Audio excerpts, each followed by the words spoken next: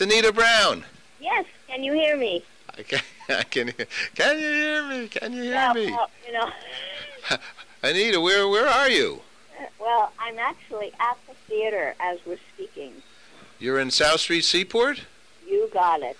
Yes, I can hear you. We like South Street Seaport, and we like Anita Brown, and we like all the good things that your organization, the MONTAUK Theater Productions organization and group, the Shooting Star Theater, does. Every time I come and see a show of yours, I'm a happy camper.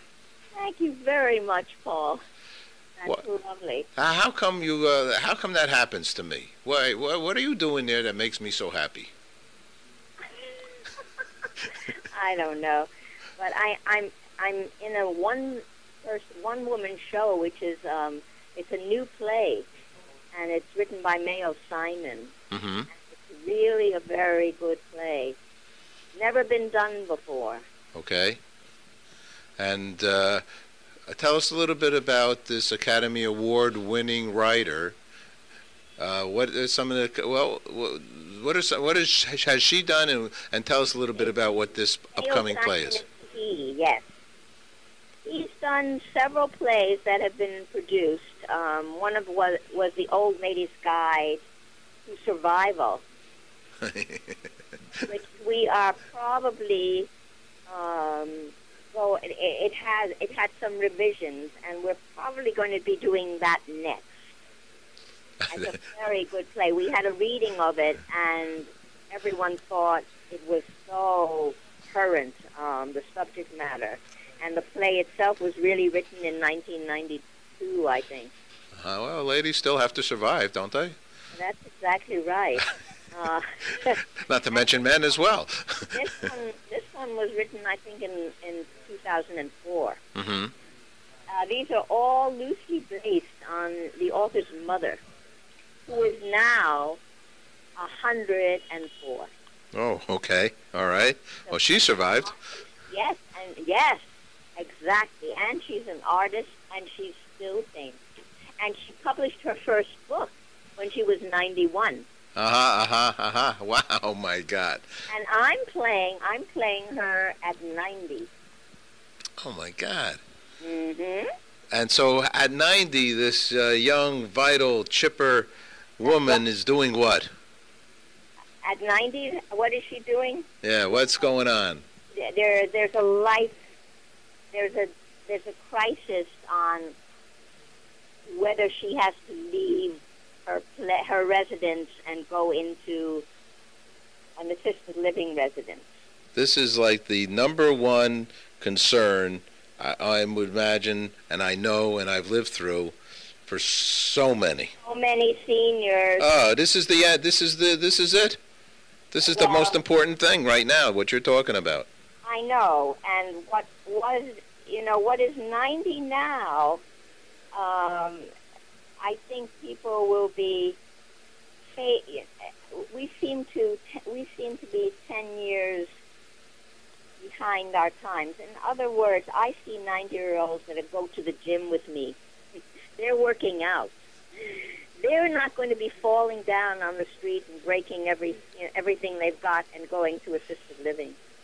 That's very true. You know, it's only the estimates now are like 128 for women, 120 for men in today's day and age. I didn't hear those high estimates. That's the census even has numbers out there like that. Are you kidding me? Wow. No, it's serious. No, we will all live much longer because of with DNA discovery, because of genetics,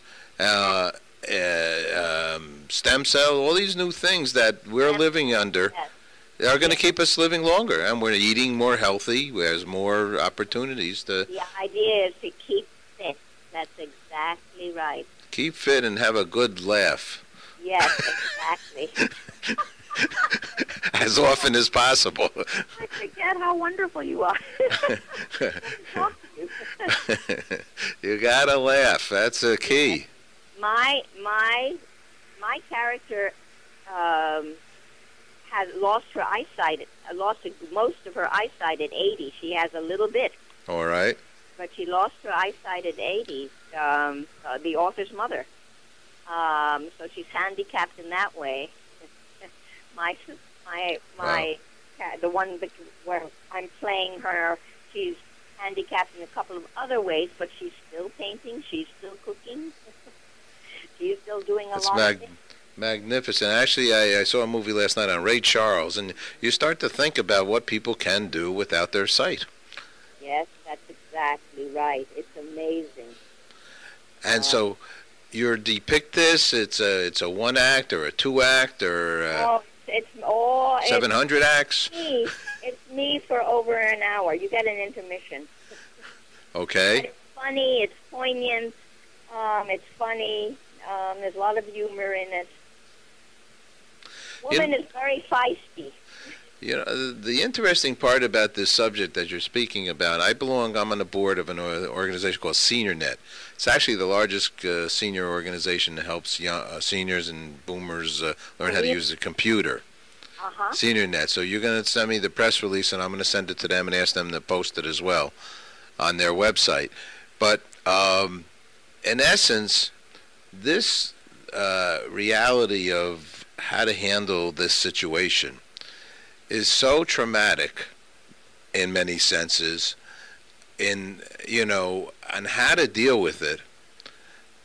We're just not educated. I mean, we need to have this as a college course. Two things: how to raise a child and how to handle a senior.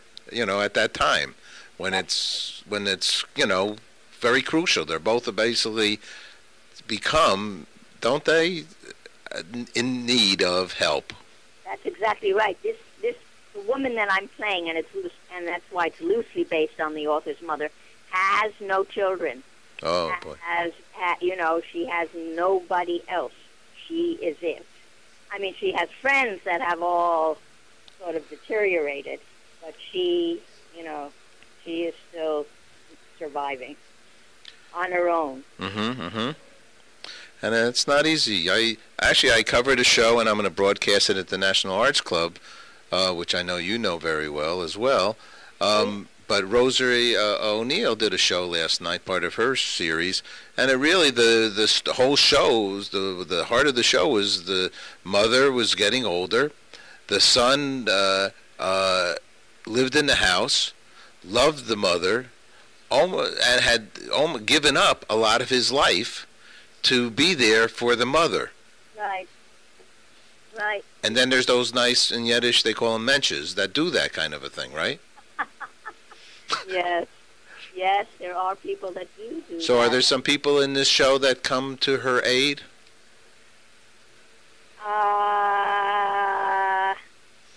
Well, You don't have to, I mean, we want people to come and see it, but and maybe that's something that we do need to learn as we see it. She decides to go one way. You think she's going to go one way, and then it turns out. I don't want to say too much. Okay, no, that's okay. It'll blow the ending. Look, that's not the. Basically, she's in a position where she's making her own decision. Well, that's a kind of a big deal of unto itself too. Unfortunately, a lot of people at that time are unable to make a decision. Right. True. Well, and that's yes, and it's mentioned. It says that in the script. I want to be able to make my decisions while I still have my wits about me. Exactly. Right. It's a very serious subject. If she doesn't, if she doesn't make them when she still has her wits about her, somebody else will later, and she doesn't want that. She wants to be in control. That's what it's about. It's about control of your life. Of your life, yeah, which everybody's entitled to, correct? And yes, Well, it sounds like a powerful piece.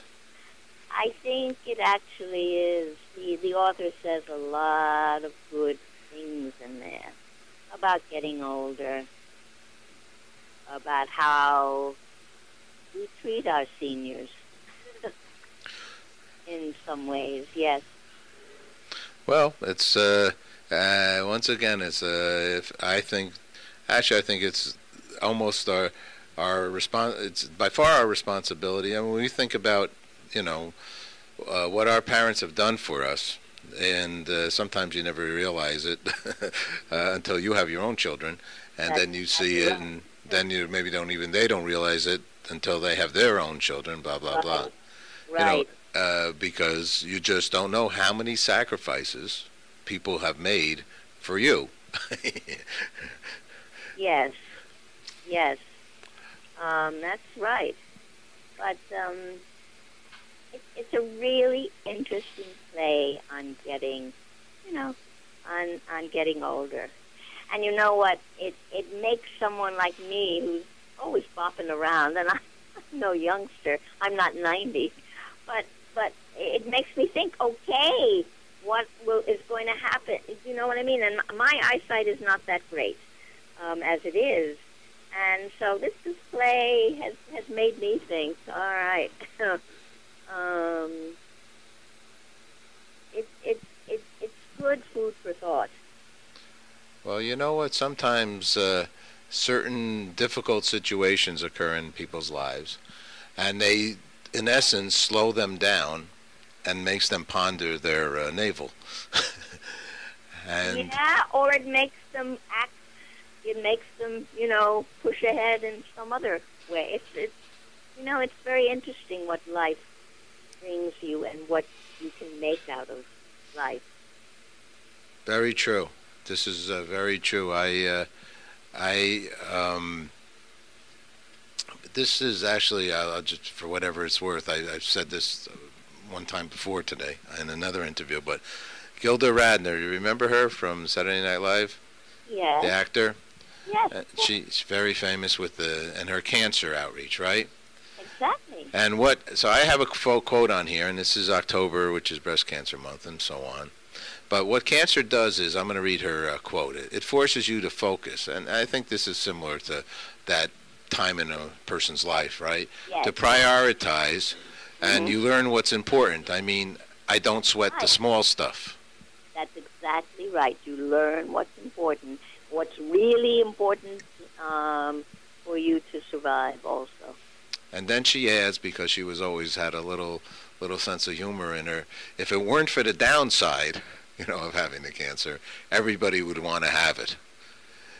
Because when you start to realize what's important, however that bell rang, Yes, of course. It's a good bell. Yes. But you don't want to get it with some kind of a, life situation, life-threatening and or reality of old age, right? That's right. Well, Anita, I think it's going to be a winner again. Well, thank you, Paul, so much. Come and see it. What's your website over there? Our website? Yes. Look at it. We still have it under MONTAUK Theatre Productions. You can. Okay. Because I want actually shootingstartheater.org. .org or MONTAUK Theatre Productions. Okay, very good. And so now it's October 21st at 7:30. We're going to put up a little text here about it, and great. Make it easy for people to come and see it. Okay, it is. I just want to, if you're going out to see, it is. You have to. Our little theater is up 2 little flights. Right. Okay, that's just for in case for seniors that can't walk up. Right. Okay. But they have to call the number anyway for reservations because What is that number, Anita? Is that this 212-686-5128 or? No. The theater number is. Oh God. I hope I'm right. Can I call you back on this? Yeah, you sure can. No, but listen. I think it is 646. 646. 825. 825. 1864. That was a great year, that 1864. I know. Okay. I had a good time that year. Wrong, then I will call you back. Okay, if it's wrong, we won't be putting that, and then we will put the right number up. Okay? So so much, Paul. Okay, Anita, you take care. It's always a pleasure. And it's a cutest theater. It's what a cute. And you're in South Street Seaport, New York, New York. You go have a nice dinner somewhere and then come up and see the show. Oh, right downstairs is a lovely restaurant, the Bon Amici restaurant. There's the Paris Cafe, which is famous on down the block, on the end of on our corner. So and then of course in the Seaport proper, there are lots of restaurants also. It's a great night out, and there's parking around there and everything. Oh yeah, it's lovely. Parking lots. If anybody's never been to South Street Seaport, make the move. Yeah, thank you so much. Okay, you take care. You too. All right, Anita. Bye-bye.